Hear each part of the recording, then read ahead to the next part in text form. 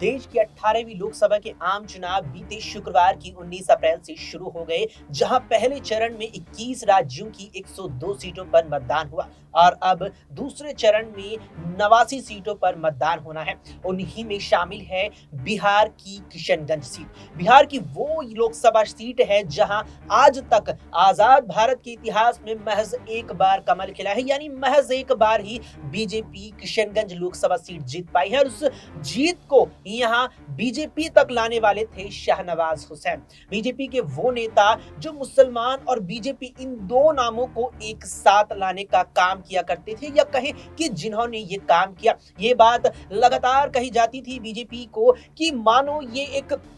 कश्ती के दो किनारों की तरह है, एक और बीजेपी है तो दूसरी ओर देश के मुसलमान हैं। लेकिन शाहनवाज हुसैन जैसे नामों ने उस बात को गलत साबित कर दिखाया। लेकिन अब आखिरकार क्या हो रहा है? अब शाहनवाज हुसैन को इंतजार करना पड़ रहा है। इंतजार किस बात का? इंतजार इस बात का कि कब उनकी पार्टी, कब उनकी बीजेपी उन्हें पहले की तरह खास तवज्जो देगी। इस साल लगातार ही शाहनवाज हुसैन को पार्टी आला कमान ने बिल्कुल भी तवज्जो नहीं दी, लगातार ही एक प्रकार से उन्हें दरकिनार किया। ऐसे में इस पेशकश में बात करेंगे शाहनवाज हुसैन और उनकी बीजेपी में अहम भूमिका को लेकर के आखिरकार बात जरूरी है। नमस्कार, एसपीएन 9 न्यूज आप देख रहे हैं, आपके साथ मैं हूं अक्षय अग्रवाल। अमन जी हमारे सहयोगी हैं, बात करेंगे अमन जी से। अमन जी, जिस तरीके से शाहनवाज हुसैन, बिल्कुल एक यही बात मुझे तो जहन में आती है कि दो किनारे नजर आते हैं बीजेपी और मुसलमान नाम के, और दोनों को एकजुट करने का काम शाहनवाज हुसैन जैसे नेता ने किया। और अब उन्हें यहाँ पार्टी ने तवज्जो नहीं दी, चाहे लोकसभा चुनाव हो, चाहे राज्यसभा के लिए चयन हो, और चाहे नीतीश कुमार की इस एनडीए सरकार के मंत्रिमंडल में जगह देना हो। आखिर क्या कारण हो सकता है? देखिए, बिल्कुल शहनवाज के बारे में जिक्र आपने किया कि दो किनारे हैं और देखिए उस पर ब्रिज बनाने का एक तरीके से काम है, वो शहनवाज जैसे नेता करते हुए नजर आते हैं। लेकिन हैरानी उस वक्त होती है जब शहनवाज जैसे नेता जो 3-3, 4-4 बार लोकसभा चुनाव जीत चुके हैं, कई बार मंत्री रह चुके हैं, कह सकते हैं बीजेपी के अंदर कई बड़े पदों पर काम कर चुके हैं, लेकिन जैसे ही कह सकते हैं कि उनको जो है दरकिनार किया जाता है तो ये सवाल उठने लगते हैं कि आखिर क्या बीजेपी अपने जो बड़े नेता हैं, आला नेता हैं, उनको क्या साइडलाइन करने का पूरी तरह से उन्होंने इरादा कर लिया है। क्योंकि सिर्फ शहनवाज नहीं, तमाम बड़े चेहरे इस समय अगर बीजेपी में आप देखें, खासकर उत्तर भारत के, तो उनको दरकिनार किया जा रहा है। शहनवाज से लेकर योगी तक, योगी से लेकर अगर अनिल विज की बात करें, या फिर हम जिस तरह से राजे की बात कर सकते हैं, शिवराज सिंह चौहान की बात कर सकते हैं, ढेरों नाम हैं जो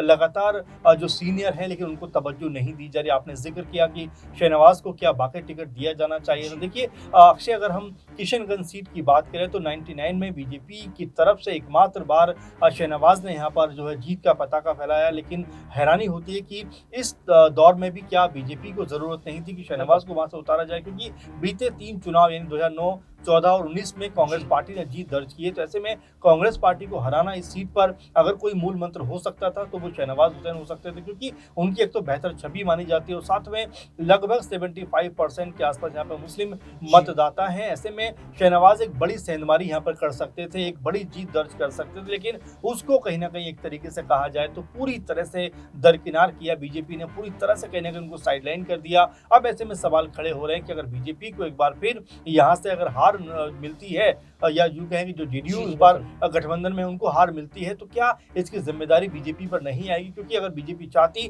तो ये सीट को अपने पास रख लेती और शहनवाज को वहां से उतारती, तो शायद शहनवाज को भी एक बेहतर मौका मिलता हुआ दिखाई पड़ता। लेकिन बीजेपी ने जिस तरह से उनकी अनदेखी की है, आपकी बात से मैं सहमत हूं कि आपने जिस तरह शुरुआत में कहा कि मुस्लिमों को अनदेखा करने का जो कह सकते हैं लगातार हम देख रहे हैं बीजेपी के अंदर चलन एक तरह बनता जा रहा है, वो कई सवाल खड़े करता है कि जो सबका साथ सबका विकास की बात करते हैं, आखिर उनको मुस्लिम नजर क्यों नहीं आते? बिल्कुल, यहाँ पर क्यों नहीं नजर आती। और यहाँ पर शाहनवाज हुसैन की जब बात चली है तो अब इस बात का जिक्र अमन जी लगातार आ रहा है कि उनकी यहाँ बातें चल रही हैं कांग्रेस में जाने की। कितना दम ये बातें भरती हैं, कितना दमखम ये रखती हैं, और क्या वाकई में कांग्रेस का रुख बीजेपी का दरकिनार करने की इस फैसले के बाद अपना सकते हैं? देखिए, अब किशनगंज में परसों चुनाव यानी 26 अप्रैल को चुनाव है, तो ऐसे में चुनाव से पहले कोई बड़ा उलटफेर मेरे ख्याल से संभावना नहीं है। लेकिन हाँ, ये हुआ जरूर कि आने वाले आने वाले वक्त में अगर शहनवाज को इस तरह दरकिनार किया जाता रहेगा तो जाहिर बात है कि वो भी कोई ना कोई बड़ा कदम उठाते हुए नजर आएंगे, क्योंकि बीजेपी में भी चाहे यशवंत सिन्हा की बात आप कर लीजिए, चाहे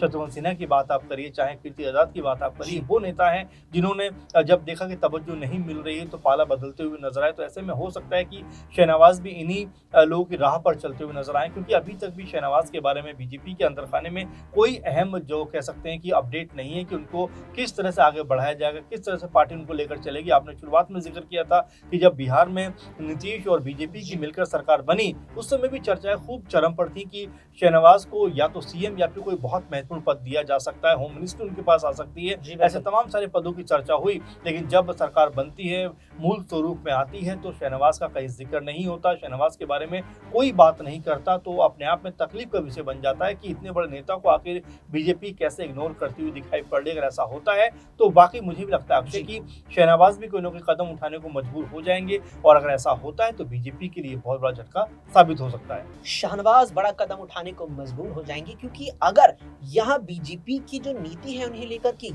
यही पॉलिसी रही तो शहनवाज वाकई में कुछ ऐसा कर सकते हैं। चमन जी, अगर बात जिस तरीके से चल रही है शहनवाज के बीजेपी से अलग हटके एक अलग ट्रैक पर अपने राजनीतिक भविष्य के बारे में सोचने की, उसे जारी रखने की, अगर वाकई में शहनवाज हुसैन ऐसा करते हैं, इसका बीजेपी पर क्या प्रभाव पड़ सकता है? देखिए, बिल्कुल एक बात मुझे याद आती है, तेजस्वी जब विधानसभा में बोल रहे थे तो मुस्लिमों के को लेकर बोल रहे तो शहनवाज के ऊपर उन्होंने कटाक्ष किया था कि भाई अगर ऐसा होता है तो शहनवाज जैसे नेताओं को भी क्या बीजेपी बाहर करेगी। तो इस तरह की तमाम सारी बातें पहले से चलती आ रही है, क्योंकि बीजेपी का रुख जो है मुस्लिमों के लिए भले ही वो कहते हुए नजर आते हैं कि वो सबके साथ चल रहे हैं, लेकिन उनकी पार्टी में जब ऐसे नेताओं की अनदेखी होती है, मुख्तार अब्बास नकवी के बारे में कोई बात नहीं करता, शहनवाज के बारे में कोई बात नहीं करता, तो जाहिर बात है कि इसको लेकर तमाम सारे सवाल खड़े होते हैं। लेकिन बिल्कुल इस बात में कोई दो राय नहीं है कि शहनवाज जो है, अगर उनको बिहार में कोई बहुत बड़ी कह सकते हैं कि अगर बीजेपी ने उनको जो है मौके नहीं दिए, कोई महत्वपूर्ण पद नहीं दिए, कोई ओहदे नहीं दिए, तो जाहिर बात है कि वो भी कहीं ना कहीं परेशान जरूर होंगे। आने वाले दिनों में हो सकता है कि अपना कोई बड़ा कदम यहाँ से उठाते हुए दिखाई पड़े। हालांकि